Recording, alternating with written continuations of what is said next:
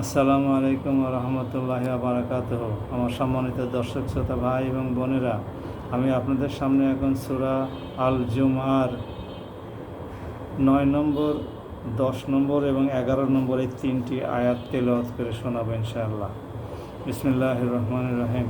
হে ঈমানদার ব্যক্তিরা, জুমার দিনে যখন তোমাদের নামাজের জন্য ডাক দেওয়া হয়, তখন তোমরা নামাজের মাধ্যমে আল্লাহর স্মরণের দিকে দ্রুত গতিতে এগিয়ে যাও এবং সে সময়ের জন্য বেচাকেনা ছেড়ে দাও।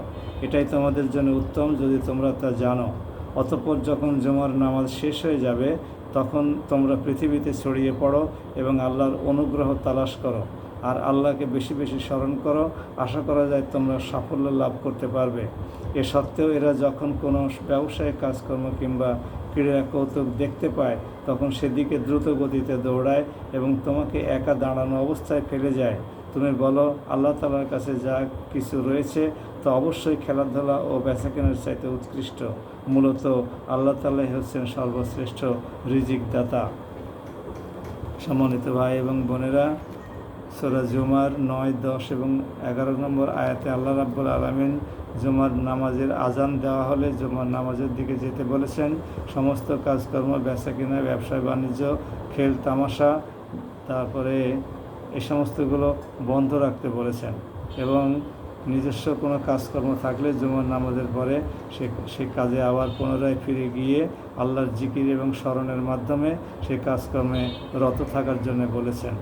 কারণ এই আল্লাহর হুকুম মানার মাধ্যমেই বরকত, রহমত এবং রিজিকের ব্যবস্থা আল্লাহ রাব্বুল আলামিন করে থাকেন। উনি বলেছেন যে তোমরা যদি বোঝো তাহলে এটাই তোমাদের জন্য উত্তম।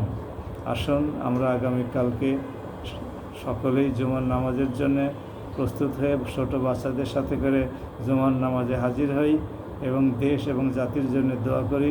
আমাদের মরহুম পিতামাতা, ভাই বোন, আত্মীয় স্বজন, পাড়া প্রতিবেশী সহ সারা পৃথিবীর সকল ইন্তেকালকৃত মুসলিম উম্মার জন্য দোয়া করি।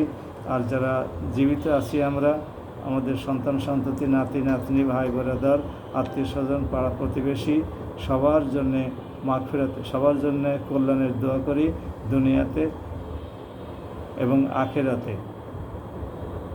আসুন আমরা এখন থেকে মানসিকভাবে প্রস্তুতি গ্রহণ করি, যাতে করে কালকে যথাসময়ে আমরা জুমার নামাজে হাজির হতে পারি। দয়াময় আল্লাহ আমাদেরকে তৌফিক দান করুন। আসসালামু আলাইকুম ওয়া রাহমাতুল্লাহ।